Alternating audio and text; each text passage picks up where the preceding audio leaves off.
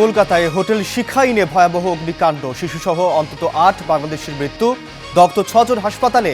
অগ্নি দুর্ঘটনায় মমতা প্রশাসনের অব্যবস্থাপনাকে দায়ী করছে বিজেপি সরকার। ইরানের হামলার অভিযোগে বাণিজ্যিক সম্পর্ক স্থগিত করল সংযুক্ত আরব আমিরাত। হরমুজকে যুক্ত করে ট্রাম্পের মানচিত্র প্রকাশে ক্ষিপ্ত তেহরান।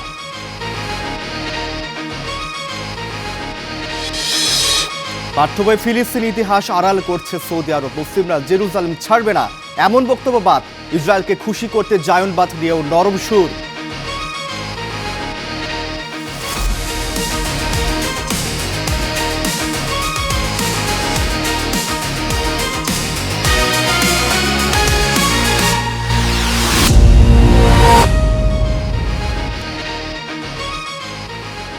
স্বাগত স্টার ওয়ার্ল্ডে। পুরো খবর জুড়ে আপনাদের সঙ্গে আছে আমি আব্দুর রউফ।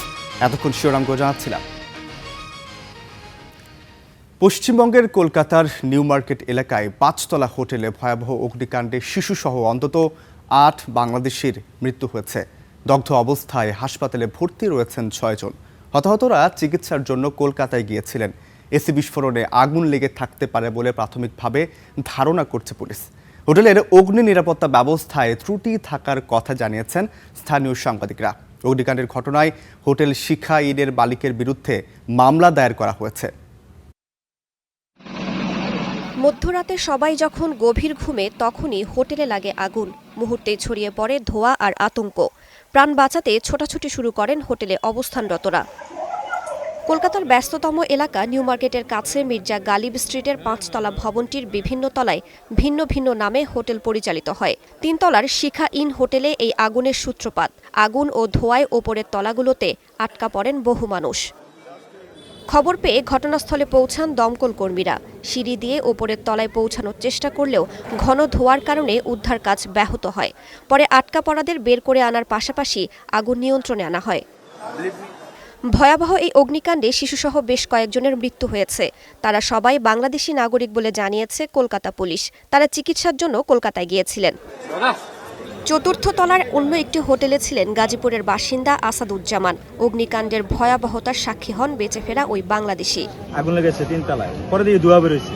পরে আমি হোটেলের সুপারভাইজার মানে তারা যা আছে, তারা 4 জন স্টাফ আছে। পরে ওনাদের রুমে গিয়ে ডাক দিলাম, আগুন লেগেছে। রুমে থেকে ওই পূর্ব পাশে সিঁড়ির পাশে আগুন লেগেছে। 3 তলায় সিঁড়ির পাশে আগুন লেগেছে। আর পরে আপনার নিচে আর যাওয়ার কোনো পরিস্থিতি নাই। আগুনের কারণ এখনও নিশ্চিত নয়, তবে এসি বিস্ফোরণে আগুনের সূত্রপাত বলে প্রাথমিকভাবে ধারণা করছে পুলিশ। হোটেলগুলোতে অগ্নি নির্বাপন ব্যবস্থা উন্নত নয় বলে অভিযোগ স্থানীয়দেরও। ঘটনার পরপরই পালিয়ে যায় হোটেলের কর্মীরা। ওই সব ফ্ল্যাটে 2টো রুম 3টা রুম ফ্ল্যাট ছিল, ওখানে ওরা গেস্ট হাউস করে নিয়েছে। ফায়ার के एनओसी नहीं, कलकत्ता पुलिस के एनओसी नहीं, फूड के एनओसी नहीं, कॉर्पोरेशन के एनओसी नहीं। ইলিগাল কনস্ট্রাকশন করা হয়েছে। এগুলো কি সবই হোটেল? হ্যাঁ, এটা হোটেল, এটা ইলিগাল বানিয়েছে। এটা পুরো ওপেন স্পেস ছিল, এখান থেকে লোক বের হতে পারত। ঘটনাস্থল পরিদর্শন করেছেন পশ্চিমবঙ্গ সরকারের 3 জন মন্ত্রী। অগ্নিকাণ্ডের পেছনে বিগত সরকারের অব্যবস্থাপনার অভিযোগ করেছেন তারা। যিনি মন্ত্রী ছিলেন তিনি মেয়র ছিলেন, তিনি কি করে তার অফিস থেকে কি করে দেওয়া হতো? ট্রেড লাইসেন্স দেওয়া হলো কি করে? হোটেলের অগ্নি নিরাপত্তা ব্যবস্থা খতিয়ে দেখছে পুলিশ। এরই মধ্যে শিখা ইন হোটেল মালিকের বিরুদ্ধে নিউ মার্কেট থানায় মামলা দায়ের হয়েছে। রাইসা জান্নাত, স্টার নিউজ। কলকাতার হোটেল শিখা ইনে আগুনে মারা গেছেন 9 বাংলাদেশি। তারা চিকিৎসার জন্য গিয়েছিলেন বলেও জানিয়েছে পুলিশ ও ফায়ার সার্ভিস। সেখানে আছেন সহকর্মী সুজিত দুয়ারি। আমরা সুজিত দুয়ারির কাছ থেকে একটু বিস্তারিত জানতে চাই। সুজিত, আপনি আমাকে নিশ্চয়ই শুনতে পাচ্ছেন। আপনার কাছে একটু জানতে চাই, এই যে ভয়াবহ অগ্নিকাণ্ডে এখন পর্যন্ত 8 বাংলাদেশি সেখানে নিহত হয়েছে, আপনার কাছে একটু জানতে চাই এই 8 বাংলাদেশির পরিচয় এখনো পর্যন্ত শনাক্ত করা হয়েছে কিনা?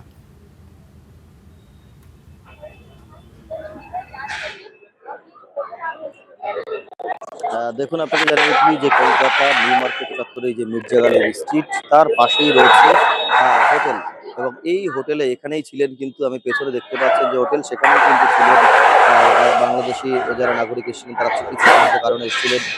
তাদের মধ্যে 8 জনের মৃত্যু হচ্ছে। তারা কিন্তু বাংলাদেশে আমাকে জানা গিয়েছে।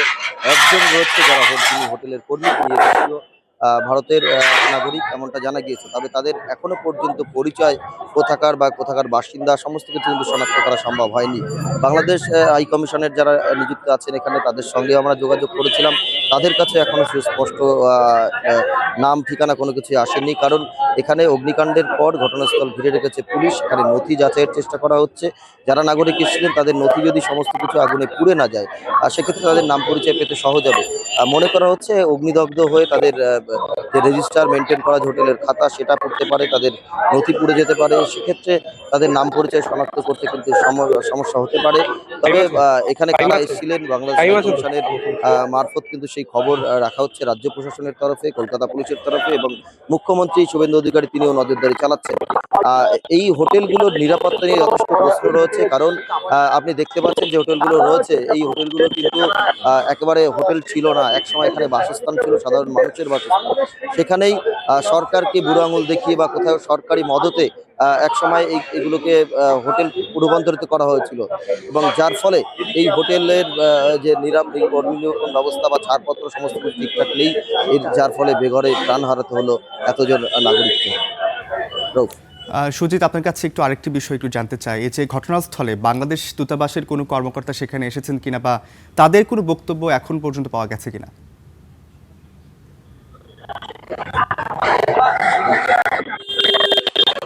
দেখুন, বাংলাদেশ দূতাবাসের এখনো পর্যন্ত কোনো আধিকারিককে আমাদের নজরে পড়েনি। তবে এখনো পর্যন্ত যারা এখানে আশেপাশে বাংলাদেশিরা আছে, বাংলাদেশি যারা গেস্ট আছে তারা কিন্তু এসেছেন। এই মুহূর্তে আমার সঙ্গে একজন গেস্ট রয়েছে, আমি একটু কথা বলার চেষ্টা করি।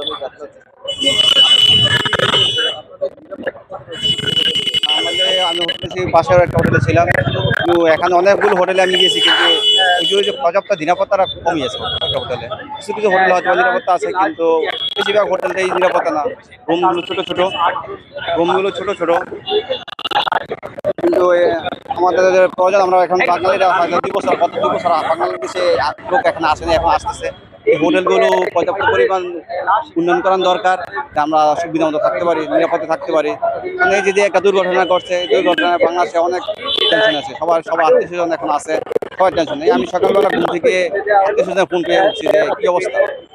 এইরকম আমরা চাই হোটেলগুলো পর্যাপ্ত নিরাপত্তা ব্যবস্থা করতে, নিরাপত্তা ব্যবস্থাটা ঠিক মতো করতে, তাহলে আমাদের জন্য অনেক উন্নত হবে। নিরাপত্তা ব্যবস্থা নিয়ে প্রশ্ন তুলছে ইতিমধ্যেই যারা বাংলাদেশি নাগরিক তারাও প্রশ্ন তুলছেন, এবং এখানে যারা বাসিন্দা তারাও তুলছেন।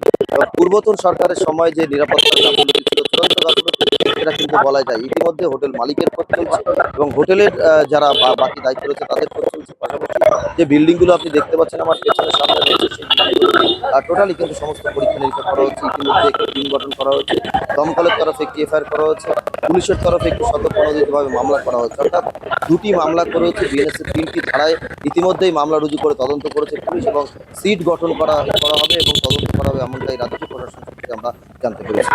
সুজিত, আপনাকে অসংখ্য ধন্যবাদ আমাদের সঙ্গে যুক্ত হওয়ার জন্য। ধন্যবাদ আপনাকে। হরমুজে মার্কিন ভূখণ্ডের অন্তর্ভুক্ত করে ট্রাম্পের নতুন মানচিত্র প্রকাশের মধ্যেই ইরানের বিরুদ্ধে আরব আমিরাতে হামলার অভিযোগ উঠল। একই সাথে তেহরানের সাথে বাণিজ্যিক ও আর্থিক লেনদেন স্থগিতের ঘোষণা দিয়েছে আবুধাবি। তবে হামলার অভিযোগ ভিত্তিহীন দাবি করেছে ইরান। মার্কিন ভূখণ্ডের এক নতুন মানচিত্র, আর তাতে হরমুজ প্রণালী নাকি যুক্তরাষ্ট্রের অন্তর্ভুক্ত। মঙ্গলবার ট্রুথ সোশ্যালে নতুন এই মানচিত্র প্রকাশ করেছেন মার্কিন প্রেসিডেন্ট ডোনাল্ড ট্রাম্প। গেল শুক্রবার প্রথমবারের মতো হরমুজ প্রণালীকে নিজ ভূখণ্ড করার ধারণাটি উত্থাপন করেন ট্রাম্প। বলেন খুব শিগগিরই এই জলপথটিকে মার্কিন ভূখণ্ড হিসেবে ঘোষণা করবেন তিনি। আর তারপরই এলো তার এই পোস্ট। ভিন্ন একটি পোস্টে ট্রাম্প দাবি করেন হরমুজ এখন খোলাই, শুধু ইরানি বন্দরগুলোতে মার্কিন অবরোধ বহাল রয়েছে। পাশাপাশি হরমুজ নিয়ে তেহরানের সাথে আর আলোচনার দরকার নেই বলেও লিখেছেন মার্কিন প্রেসিডেন্ট। হরমুজ নিয়ে ট্রাম্পের বক্তব্যকে অলীক কল্পনা আখ্যা দিয়েছে তেহরান। শিগগিরই কল্পনার জগৎ থেকে তাকে বেরিয়ে আসার আহ্বান জানিয়েছেন উপপররাষ্ট্রমন্ত্রী। আর তা না হলে ইরান নিজ দায়িত্বে সেই কাজ করবে বলেও হুঁশিয়ারি দিয়েছেন তিনি। ট্রাম্প যেমন চিরন্তন পারস্য উপসাগরের নাম সঠিকভাবে লিখেছেন, তেমনি শীঘ্রই হরমুজ প্রণালী নিয়ে তার ভ্রান্ত ধারণাও সংশোধন হবে, অথবা আমরা এই ভ্রান্ত মানুষটির ভ্রান্ত ধারণা সংশোধন করে দেব। ট্রাম্প তেহরানের সাথে আলোচনার প্রয়োজন নেই বললেও ইরানি পররাষ্ট্রমন্ত্রী আব্বাস আরাকচি বলছেন, আত্মসমর্পণে ইরানকে বাধ্য করাতে না পেরে এখন আলোচনার জন্য যুক্তরাষ্ট্রই ধর্ণা দিচ্ছে। পাশাপাশি পরাজয়ের বাস্তবতা মেনে বিভ্রান্তি ছড়ানো থেকে বিরত থাকার আহ্বান জানিয়েছেন তিনি। এদিকে সংযুক্ত আরব আমিরাতে ইরান হামলা চালিয়েছে এমন অভিযোগ করেছে আবুধাবি। একই সাথে ইরানের সাথে বাণিজ্যিক ও আর্থিক লেনদেন স্থগিতেরও ঘোষণা দিয়েছে আমিরাত। তবে হামলার অভিযোগ ভিত্তিহীন দাবি করেছে ইরান। ইফফাতিরা, star news. দর্শক দেখছেন স্টার ওয়ার্ল্ড, ফিরছে একটু পর, সাথেই থাকুন। গাজায় থামছেই না ইসরায়েলি বর্বরতা। মঙ্গলবারও বিমান হামলা চালিয়েছে গাজা সিটির একটি ক্যাফেতে, প্রাণ গেছে অন্তত 6 জনের। এদিকে গাজা যুদ্ধ বন্ধে যুক্তরাষ্ট্রের উদ্যোগ এগোয়নি। ইসরায়েল ও হামাসের সঙ্গে 2 দিনের বৈঠক শেষে সোমবার জেরুজালেম ছেড়েছেন মার্কিন প্রেসিডেন্ট ডোনাল্ড ট্রাম্পের দূত ও জামাতা জ্যারেড কুশনার। ইসরায়েলের প্রধানমন্ত্রী বেনিয়ামিন নেতানিয়াহুর সঙ্গে প্রায় 4 ঘন্টার বৈঠক করেন তিনি। কুশনারের দাবি, বৈঠক ভালো হয়েছে এবং হামাসও আলোচনায় ইতিবাচক অবস্থানের কথা জানিয়েছে। তবে যুদ্ধবন্ধের মূল শর্তগুলো এখনও অনড় দুই পক্ষ। হামাস অস্ত্র ছাড়তে রাজি নয়, আর ইসরায়েলও গাজায় হামলা ও সামরিক নিয়ন্ত্রণ অব্যাহত রেখেছে। ফিলিস্তিন ও জেরুজালেম নিয়ে সৌদি আরবের পাঠ্য বইয়ে একের পর এক পরিবর্তন নিয়ে নতুন বিতর্ক তৈরি হয়েছে। মুসলিমরা কখনো জেরুজালেম ছেড়ে দেবে না এমন বক্তব্য বাদ দেওয়ার পাশাপাশি ইসরায়েল ও জায়নবাদ নিয়ে আগের তুলনায় নরম ভাষা ব্যবহার করা হয়েছে নতুন সংস্করণে। ইসরায়েলি ভিত্তিক গবেষণা সংস্থা ইম্প্যাক্ট সি এসব পরিবর্তনকে স্বাগত জানিয়েছে। তবে স্বাধীন ফিলিস্তিন ইস্যুতে সৌদির এমন অবস্থান মুসলিম বিশ্বে নতুন করে প্রশ্ন তুলতে পারে। মুসলিমরা কখনো জেরুজালেম ছেড়ে দেবে না, সৌদি আরবের স্কুল পাঠ্য বই থেকে বাদ দেওয়া হয়েছে এই বক্তব্য। ইসরায়েল ভিত্তিক গবেষণা সংস্থা ইম্প্যাক্ট সির ভাষায়, এতে জেরুজালেমকে মুসলিম ও অন্য পক্ষের মধ্যে চলমান সংঘাতের কেন্দ্র হিসেবে দেখানোর প্রবণতা কমেছে। শুধু জেরুজালেম প্রসঙ্গের বাক্যটিই নয়, কোরআন ও হাদিসের কিছু অংশ বাদ দেওয়া হয়েছে নতুন সংস্করণে। এমনকি মহানবী হযরত মুহাম্মদ সাল্লাল্লাহু আলাইহি ওয়াসাল্লামের এক অসুস্থ ইহুদি বালককে দেখতে যাওয়ার ঘটনাও নেই নতুন বইয়ে। ফিলিস্তিনি মানচিত্রেও আনা হয়েছে পরিবর্তন। আগের বইয়ে পুরো ভূখণ্ডকে ফিলিস্তিন হিসেবে দেখানো হলেও নতুন সংস্করণে সেই লেবেল সরানো হয়েছে। পাশাপাশি জায়নবাদী শত্রু শব্দের পরিবর্তে ব্যবহার করা হয়েছে ইসরায়েলি দখলদারত্ব। তবে এখানেই আপত্তি ইম্প্যাক্ট সির। তাদের দাবি, ইসরায়েলকে এখনও দখলদার হিসেবে উল্লেখ করা দেশটির প্রতি সৌদি আরবের অনস্বীকার্য স্বীকৃতির অভাবকে তুলে ধরে। ইসরায়েলের আপত্তিকর শব্দ বাদ গেলেও ফিলিস্তিন ইস্যুতে সৌদি পাঠ্য বই পুরোপুরি বদলায়নি। জায়নবাদীদের চতুর ও ধূর্ত হিসেবে বর্ণনা করা হয়েছে এমন অংশও রয়েছে। একটি বইয়ে ইসরায়েলের প্রথম প্রেসিডেন্ট চাইম ওয়াইজম্যানের সৌদি প্রতিষ্ঠাতা বাদশাহ আব্দুল আজিজকে অর্থ দেওয়ার প্রস্তাবের ঘটনাও তুলে ধরা হয়েছে। ইতিহাসের এই ঘটনাকে অবশ্য নিছক সৌদি প্রচারণা বলার সুযোগও নেই। 1940 সালের মার্কিন পররাষ্ট্র দপ্তরের নথিতে ওয়াইজম্যানের অর্থ দেওয়ার প্রস্তাব এবং ফিলিস্তিনিদের অন্যত্র সরিয়ে নেওয়ার পরিকল্পনার উল্লেখ রয়েছে। গাজা ইসরায়েলি হামলা, অধিকৃত পূর্ব জেরুজালেমে আল আকসা মসজিদ ঘিরে উত্তেজনা, ফিলিস্তিন রাষ্ট্র প্রতিষ্ঠার বিরোধিতার এই সময়ে সৌদি পাঠ্য বইয়ের এমন পরিবর্তন বেশ তাৎপর্যপূর্ণ, যা ফিলিস্তিনের পক্ষে রিয়াদের ঐতিহাসিক অবস্থানকেও প্রশ্নবিদ্ধ করবে। ইফফাতিরা, স্টার নিউজ। ইয়েমেনের যুদ্ধ যেন আর জয়ের লড়াই নয়, বরং কোনো পক্ষই যেন পুরোপুরি জিততে না পারে সে হিসেবেই চলছে সংঘাত। মার্কিন কৌশলবিদ এডওয়ার্ড লুডওয়ার্কের তথ্যের সঙ্গে মিলে যায় ইয়েমেনের এ বাস্তবতা। বিশ্লেষকরা বলছেন, যুক্তরাষ্ট্রসহ পশ্চিমা শক্তিগুলো যেখানে এমন এক শক্তির ভারসাম্য তৈরি করেছে যেখানে হুতিদের না দেয়া হচ্ছে জিততে, আবার না দেয়া হচ্ছে হারতে। এক দশক আগে 2015 সালে ইয়েমেনের রাজধানী সানা দখল করে ইরান সমর্থিত হুতি বিদ্রোহীরা। সানা সহ উত্তর পশ্চিমাঞ্চলের বড় অংশ নিয়ন্ত্রণে নেয় বিদ্রোহী গোষ্ঠীটি। এরপর থেকেই ইয়েমেনে শুরু হয় সৌদি নেতৃত্বাধীন জোটের হস্তক্ষেপ। হুতিদের সরাতে সৌদি জোট দীর্ঘ 1 দশক ধরে যুদ্ধ করলেও এখন পর্যন্ত কোনো পক্ষই চূড়ান্ত বিজয় অর্জন করতে পারেনি। যুদ্ধ শেষ হওয়ার বদলে ক্রমেই জটিল হচ্ছে পরিস্থিতি। হুথিদের হামলায় লোহিত সাগরে বাব আল মানদেবে বাড়ছে ঝুঁকি। পিছিয়ে নেই সৌদিও। ঝুঁকি কমাতে গড়ে তুলেছে বহুজাতিক সামুদ্রিক নিরাপত্তা জোটও। তবে এখন প্রশ্ন উঠছে কেন দীর্ঘায়িত হচ্ছে এ সংঘাত। হুথিরা কি শুধু ইরানের মিত্র, নাকি গোষ্ঠীটি পরিণত হয়েছে পশ্চিমা রাজনীতির দাবার গুঁটিতে? এর উত্তর খুঁজে পাওয়া যায় ১৯৯৯ সালের মার্কিন কৌশলবিদ এডওয়ার্ড লুটওয়ার্কের উপস্থাপিত গিভ ওয়ার আ চান্স তত্ত্বে। বিশেষজ্ঞদের মতে এই তত্ত্বের বাস্তব রূপ দেখতে পাওয়া যাচ্ছে ইয়েমেনে। তত্ত্বের মূলে ছিল কখনো কোনো পক্ষকেই জয়ী হতে না দিয়ে সংঘাতকে দীর্ঘায়িত ও স্থিতিশীল রাখা। এতে মূল লাভবান হয় বাহিরের বড় শক্তিগুলো। ইয়েমেনের হুতিদের পূর্ণাঙ্গ বিজয় হলে সৌদি আরবের ১,০০০ কিলোমিটার সীমান্ত জুড়ে ইরানের নিয়ন্ত্রণ প্রতিষ্ঠা পাবে। এছাড়া বাব আল মানদেব প্রণালীতে বৈশ্বিক জ্বালানি সরবরাহ হুমকির মুখে পড়বে। এতে সবচেয়ে বেশি প্রভাবিত হবে সৌদি আরব। অন্যদিকে রয়েছে ইয়েমেনি সরকার, দক্ষিণাঞ্চলীয় ট্রানজিশনাল কাউন্সিল, বিভিন্ন উপজাতীয় ও সশস্ত্র গোষ্ঠীর দ্বন্দ্ব। সৌদি আরব ও সংযুক্ত আরব আমিরাতের মধ্যেও ইয়েমেন নিয়ে মতপার্থক্য রয়েছে।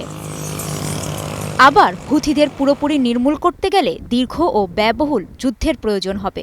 এরপর দেশটি কে শাসন করবে সেটিও এক বড় প্রশ্ন।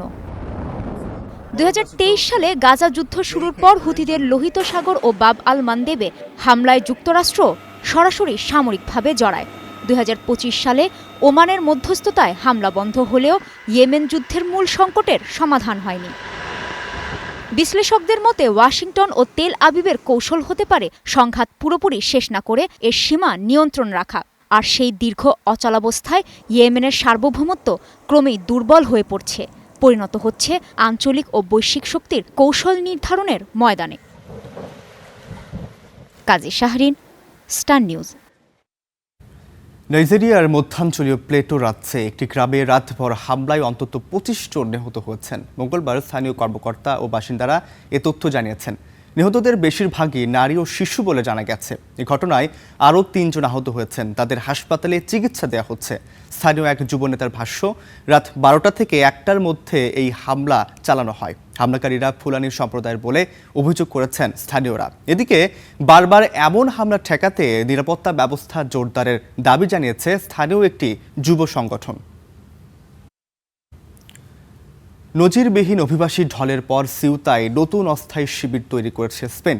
মঙ্গলবার অতিরিক্ত ভিড়ের কারণে আশ্রয় কেন্দ্রের জায়গা না পাওয়া অভিবাসীদের জন্য এই ক্যাম্প নির্মাণ শুরু হয়েছে। 4টি অস্থায়ী শিবিরে প্রায় ১,৫০০ মানুষের থাকার ব্যবস্থা করা হবে। 2 সপ্তাহ আগে মরক্কো থেকে সিউতায় প্রবেশ করে ৭২,০০০-এর বেশি অভিবাসী। বেশিরভাগ পরে স্বেচ্ছায় গেলেও এখনও ৫ থেকে ৮,০০০ অভিবাসী সেখানে রয়েছেন।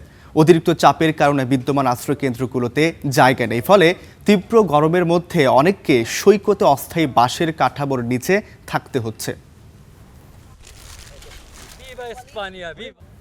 ইন্দোনেশিয়ায় ভূমিকম্পে নিহতের সংখ্যা বেড়ে দাঁড়িয়েছে ৭০ জনে। মঙ্গলবার তথ্য জানিয়েছে কর্তৃপক্ষ। নিখোঁজদের খুঁজতে ধ্বংসস্তূপে এখনও চলছে অভিযান। উদ্ধার অভিযানের পাশাপাশি ত্রাণ তৎপরতা জোরদার করেছে কর্তৃপক্ষ। জাকার্তা থেকে ক্ষতিগ্রস্ত এলাকায় পৌঁছাতে শুরু করেছে খাবার, তাঁবু ও জরুরি সামগ্রী। আফটার শকের আতঙ্কে অনেককে এখনও খোলা আকাশের নিচে অবস্থান করছেন। পরিস্থিতি মোকাবেলায় পূর্ব নুসা তেঙ্গারা প্রদেশে জরুরি অবস্থা ঘোষণা করেছে সরকার। গেল শুক্রবার ইন্দোনেশিয়ায় আঘাত হানে ৭.৭ মাত্রার শক্তিশালী ভূমিকম্প। রোমানিয়ায় বড় সামরিক মহড়া চালিয়েছে পশ্চিমা সামরিক জোট নেটো। মঙ্গলবার দেশটির পূর্বাঞ্চলে সম্ভাব্য হামলা প্রতিহতের কৌশল অনুশীলন করেন ১,০০০-এরও বেশি সেনা। ট্রান্সিলভানিয়ায় সিনকু এলাকায় ইগল স্পিয়ার হেড নামের এই মহড়ার নেতৃত্ব দেয় ফ্রান্স। ইউরোপের বিভিন্ন দেশ থেকে অংশ নিয়েছে ১,০০০ সেনা। ইউক্রেন সীমান্তবর্তী রোমানিয়ায় বড় ধরনের হামলা হলে কিভাবে তা মোকাবেলা করা হবে, মহড়ায় তা পরীক্ষা করা হয়। পূর্বাঞ্চলীয় নেটো সদস্যদের আশঙ্কা, জোটের কোনো দেশে সীমিত হামলা চালাতে পারে রাশিয়া। তবে এমন আশঙ্কাকে ভয় দেখানোর গল্প বলে উড়িয়ে দিয়েছে ক্রেমলিন। ট্রাম্পের পোস্টের পর দক্ষিণ কোরিয়ার সাথে যৌথ সামরিক মহড়ার পরিধি কমল যুক্তরাষ্ট্র। বুধবার এ তথ্য নিশ্চিত করেছেন দক্ষিণ কোরিয়ার joint chiefs of staff. ১৭ August শুরু হওয়া এই মহড়া ২৭ তারিখ পর্যন্ত চলার কথা ছিল। তবে এখন এই মহড়া শেষ করার তারিখ নির্ধারণ হয়েছে ২১ আগস্ট পর্যন্ত। এছাড়াও মহড়ার আকার ও অন্যান্য কার্যক্রমে বেশ পরিবর্তন আনা হয়েছে। যুক্তরাষ্ট্রের প্রতিরক্ষা দপ্তর জানিয়েছে, মহড়ার সাথে থাকা বেশ কিছু লাইভ ট্রেনিং কার্যক্রম বাতিল করা হয়েছে। তবে দুদেশের সামরিক প্রস্তুতি ও প্রশিক্ষণের মূল লক্ষ্য ঠিক রাখা হচ্ছে। এর আগে রোববার মহড়ায় মার্কিন অংশগ্রহণ ব্যাপকভাবে কমানোর নির্দেশ দেন প্রেসিডেন্ট ডোনাল্ড ট্রাম্প। কারণ হিসেবে উত্তর কোরিয়ার নেতা কিম জং উনের সঙ্গে তার খুব ভালো সম্পর্কের কথা উল্লেখ করেন তিনি।